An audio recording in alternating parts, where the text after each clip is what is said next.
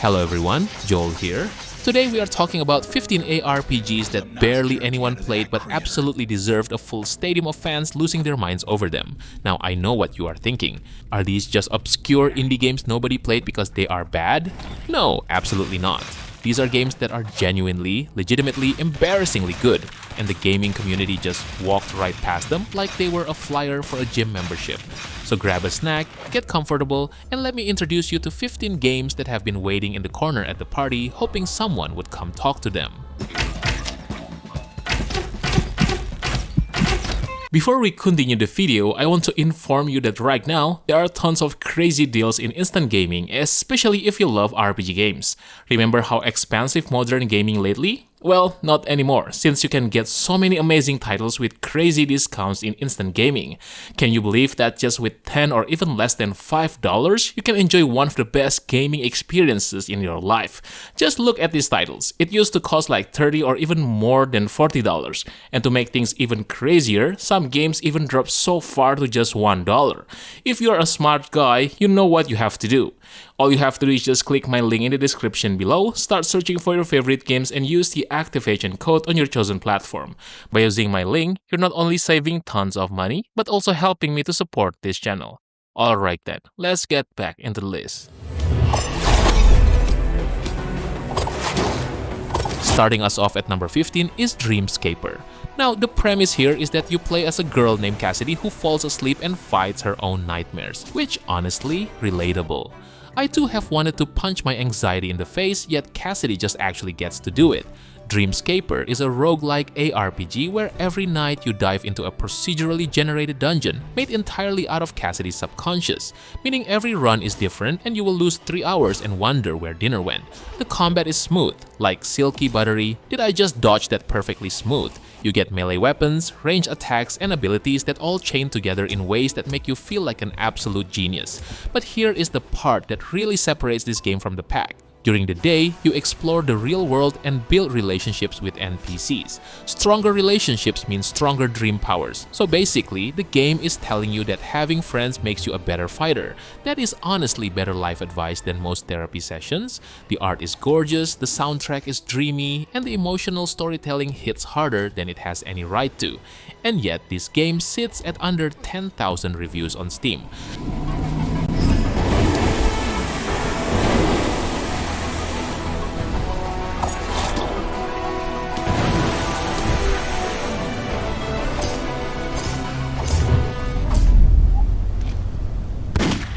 Number 14, Kingdom of Night. So imagine this, it is the 1980s. Neon lights everywhere and mullets are considered attractive, and suddenly, demons invade Earth. That is the setup for Kingdom of Night, and I genuinely cannot believe more people did not lose their entire minds over this concept. This is a top-down ARPG dripping in retro 80s aesthetic. We are talking synthwave music, pixel-adjacent visuals, and enough neon to give your eyeballs a good time. You pick from multiple character classes, warriors, hunters, mages, and more. And you hack through hordes of monsters in a world that looks like Stranger Things had a baby with Diablo. The combat is fast, chunky, and satisfying in that I just smashed through 50 demons kind of way. Loot drops keep you hooked and the skill trees give you meaningful choices, and the vibe is just impeccable.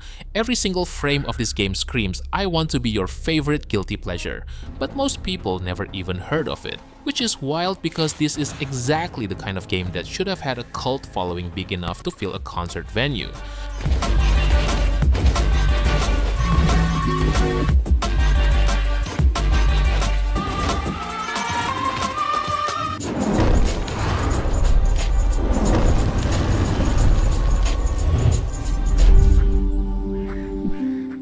Alright, number 13, Pale Coins.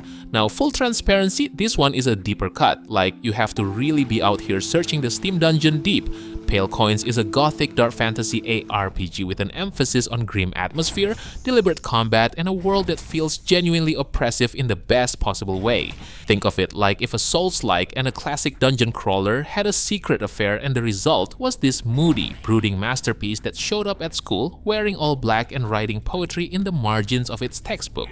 The combat demands patience. You cannot just button mash your way through. You have to read enemies, time your strikes, manage your stamina. Basically, you have to actually use your brain. I know, it's terrifying. The world building is surprisingly deep for a smaller title. There are layers of lore hidden in item descriptions, environmental details, and NPC dialogue that reward players who actually pay attention. It is not the flashiest game on this list, but it has soul. If you like your ARPGs with a side of existential dread and a pinch of why is everything terrible but I cannot stop playing, Pale Coins is waiting for you.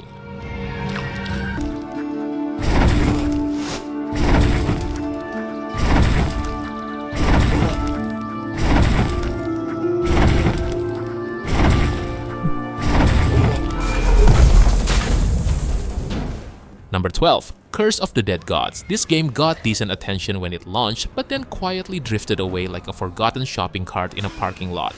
And that is honestly a shame, because Curse of the Dead Gods is genuinely great.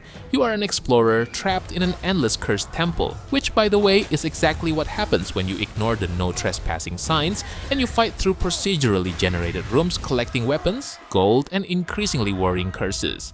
As you play, you accumulate corruption. Too much corruption and you get a curse slapped on you.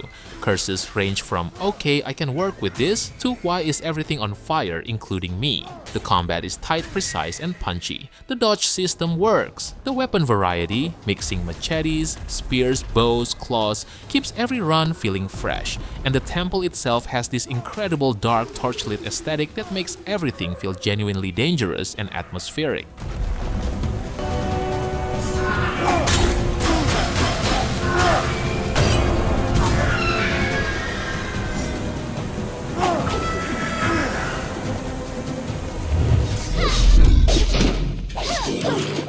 At number 11, we have Cinderia. This game literally just dropped in March 2026, and if you haven't played it yet, you're officially behind the curve. Imagine a dark fairy tale world that's been shoved into a furnace and fueled by pure adrenaline. It's a brutal, high-speed roguelite where you're basically a god of destruction in a world consumed by the Ash Witch. And let's be honest, we've all dealt with an Ash Witch before. Usually, she's our landlord or that one HR lady who refuses to approve your PTO. The combat here is razor sharp, which is dev speak for if you blink, you're a puddle of goo. You've got 4 distinct heroes, each with over 180 skills. You're fusing embers, skill cards, and legendary gear to create builds, so wildly overpowered they would make an idealist dev jump off a bridge. It's got that Hades vibe, but with Cult of the Lamb graphics. Basically, it looks adorable while it's ripping your throat out. You can stack effects and chain reactions until the game engine starts sweating. It's in early access, but it's already more polished than your dating profile. It's fast, it's visceral, and it's the best way to spend your wallet without regret.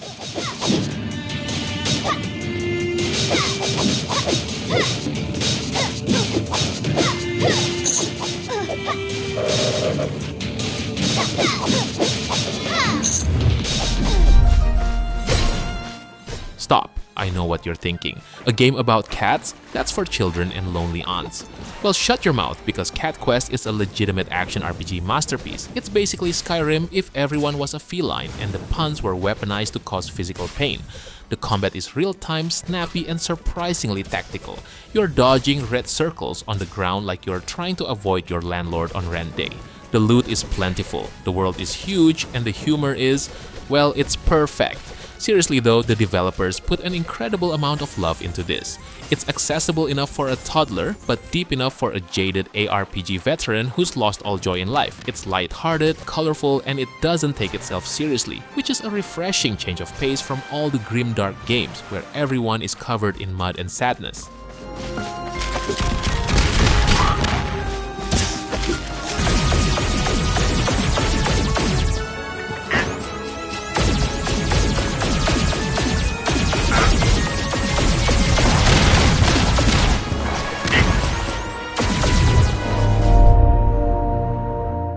Number 9, Spiral Knights.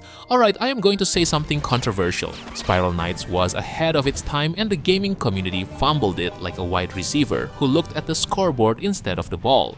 This is a free-to-play online ARPG from Three Rings Design, and before you groan at free-to-play, this launched in 2011 and was doing the live service co-op dungeon crawler thing before it was cool. You play as a knight stranded on a strange mechanical planet, diving deeper and deeper into a clockwork dungeon called the Clockworks. The visuals are this adorable, colorful, slightly sinister aesthetic that feels like a fever dream version of a Nintendo game. The combat is simple but satisfying.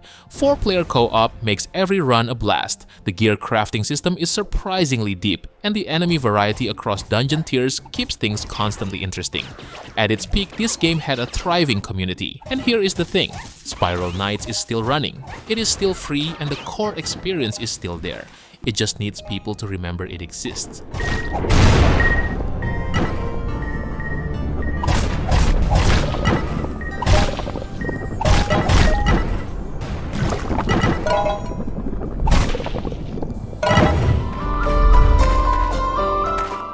Number 8, the Fate series. If you were playing PC games in the mid-2000s and you missed the Fate series, I don't know what you were doing with your life, but I hope it was worth it. Fate is essentially the grandparent of dungeon crawlers like Torchlight. Same developer, similar DNA. You pick a character, name your pet, a dog or a cat who fights alongside you, and you descend into an endless dungeon below a town hacking through monsters and collecting loot. It sounds simple because it is simple, and that is the genius of it. No complicated menus, no overwhelming systems, just you, your pet, a dungeon, and the most satisfying loot sound effects ever recorded by human ears. But Joel, isn't this an old game? So what? Wine is old, and that doesn't stop people from enjoying it at a slightly concerning pace on weeknights. The Fate series is pure ARPG comfort food. It is the mac and cheese of the genre. Unpretentious, warm, and absolutely hits the spot.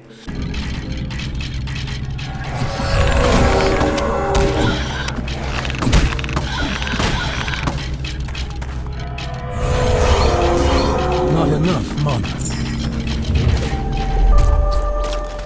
Lucky number 7, Crashlands 2. Okay, real talk for a second. The original Crashlands was a beloved indie hit. People adored it. It had fans, it had memes, and it had a soul. And then Crashlands 2 came out and somehow got like a fraction of the attention. Crashlands 2 is a crafting, exploration, and combat ARPG where you play as Flux, a galactic trucker, which is honestly the most underrated job title in gaming history. Crash landing on yet another alien planet. The game is bigger, deeper, and more polished than its predecessor in every way. New planets, new creatures, new crafting chains that go so deep you will occasionally look up from your screen and wonder if you still have a job. The combat is action-oriented and snappy. You tame creatures, build bases, craft gear, and unravel a story that has genuine heart and humor. The writing in this game is legitimately funny, the kind of funny that makes you forgive every minor inconvenience the game throws at you. Crashlands 2 deserved to be a mainstream conversation. Instead, it mostly got a quiet nod from people who already loved the first one.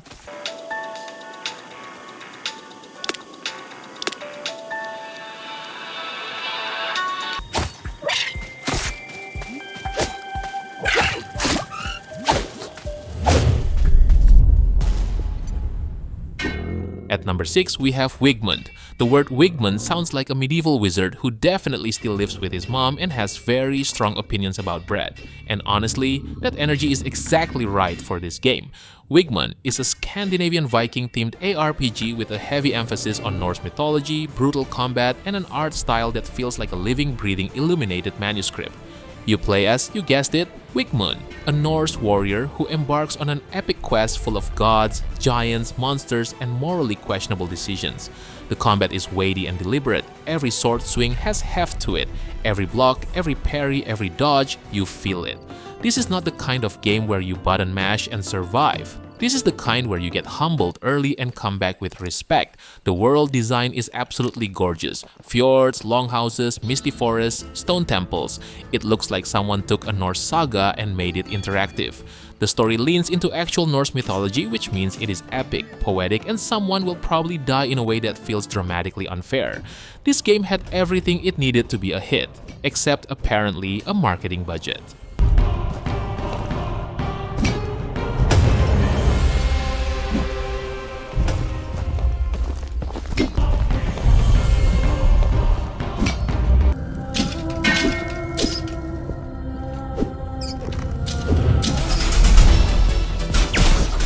Number 5. CrossCode. I need you to understand something.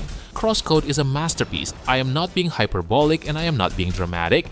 CrossCode is a top-down ARPG with a pixel art aesthetic set inside a fictional futuristic MMO game. Your character is Leia, a player who has lost her memory and is experiencing the in-game world as if it were real. The story is emotionally resonant, surprisingly complex, and has more satisfying twists per hour than most AAA narrative games twice its size. But the gameplay is the real bread and butter. The combat in CrossCode operates on a level that should be studied in game design schools. You have a ranged attack, a melee attack, 4 elemental abilities, and a dodge system. And the way all of these elements layer together as enemies get more complex and arenas get more creative is nothing short of a work of art. And don't forget about the puzzles. CrossCode has these environmental puzzles scattered throughout the world that will make you feel like a complete genius when you solve them and a complete walnut when you are stuck for 20 minutes because the answer was right there.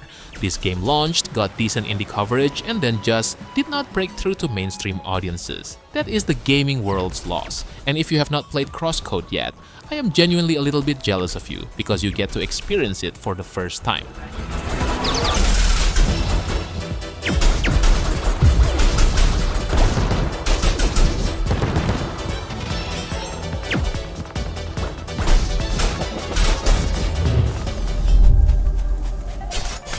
Do not let the cozy name fool you, because Warm Snow will destroy you repeatedly with a smile on its face.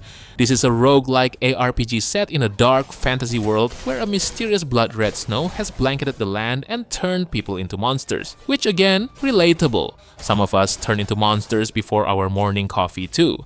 You play as Bian, a warrior on a quest to uncover the truth behind the disaster, and you do it by cutting through beautifully designed dungeons with one of the most satisfying combat systems in any roguelike ARPGs. The movement is fast, the attacks are snappy, the skill combinations are deep, and the builds are the ultimate chef's kiss. Warm Snow has this incredible relic system where you collect passive items that stack and interact in ways that can completely transform your playstyle mid-run. One run, you are a dodge-heavy assassin, and the next run, you are a tanky bruiser who regenerates health on every kill. The visual style is also stunning. Dark ink and brush aesthetics, gorgeous enemy designs, and boss fights that are genuinely challenging and memorable. Warm Snow got some love from the roguelike community but deserved to sit alongside Hades and Dead Cells in the mainstream conversation.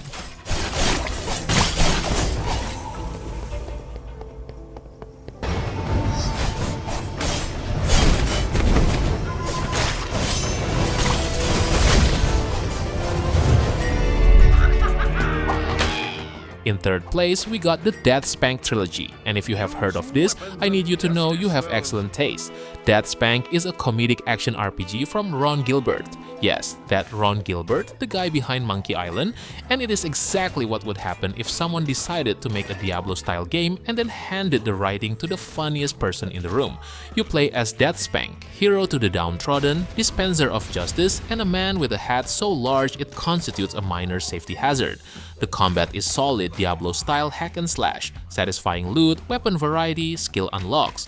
But the writing is where this series absolutely shines. Every NPC has personality, every quest has a punchline, and every piece of dialogue is written with the energy of someone who is very aware that games usually take themselves way too seriously and has decided to do something about it. There is a quest where you collect orphan tears, there is a villain named Lord Von Prong, and there is a subplot involving a sandwich that I still think about. All three games are comedic gold wrapped in genuinely fun ARPG gameplay. This trilogy should have been iconic. It deserved to be iconic.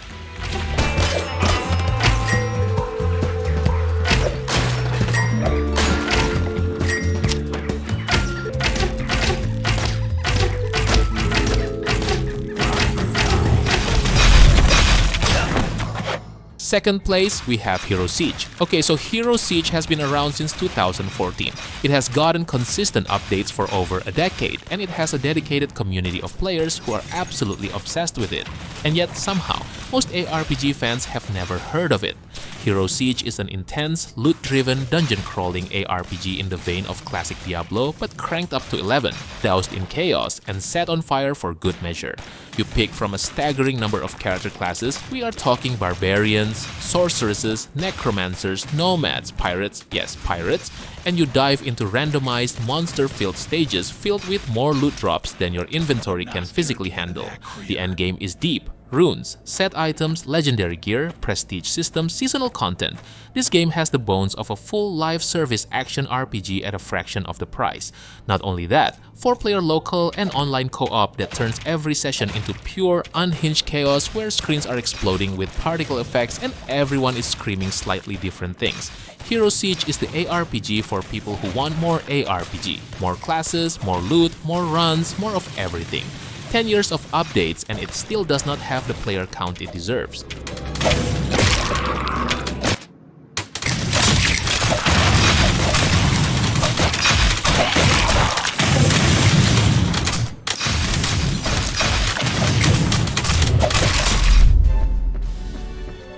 And the #1 game on this list, Xanadu Next. Now, before I explain why, I need to acknowledge something.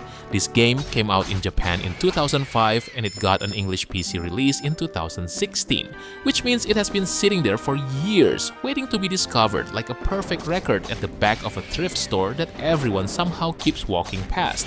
Xanadu Next is a top-down action RPG from Nihon Falcom, the legendary studio behind the Is and the Trails series. And it is absolutely one of the finest examples of pure ARPG design ever made. You play as a knight who gets stranded near a cursed castle and must explore its depths to find a way home. Simple premise yet extraordinary execution. The gameplay loop is incredibly tight. Combat is fluid and responsive in that classic Falcom way. Every enemy has patterns you learn, every room has secrets to uncover, and every piece of equipment meaningfully changes how you play. The progression is built around a guardian system. These are special skills and abilities tied to powerful entities that you unlock as you discover and master new areas. It gives the progression this satisfying organic rhythm where you are constantly feeling more capable without the game ever handing you power for free.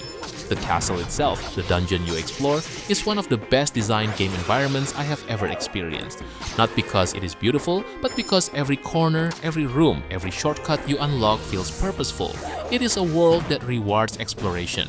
Xanadu Next is the kind of game that does not announce itself loudly. It does not have flashy trailers or celebrity endorsements. It just sits there, being quietly, patiently, undeniably excellent.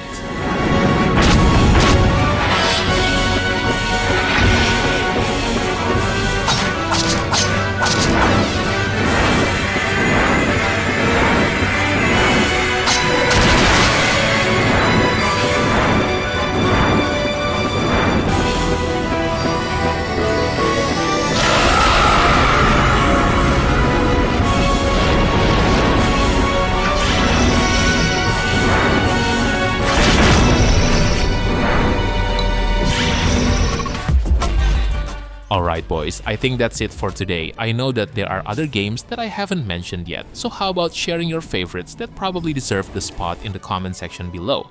Don't forget to like the video and make sure to subscribe the channel if you don't want to miss another great list. Thank you for watching and have a good day. Peace!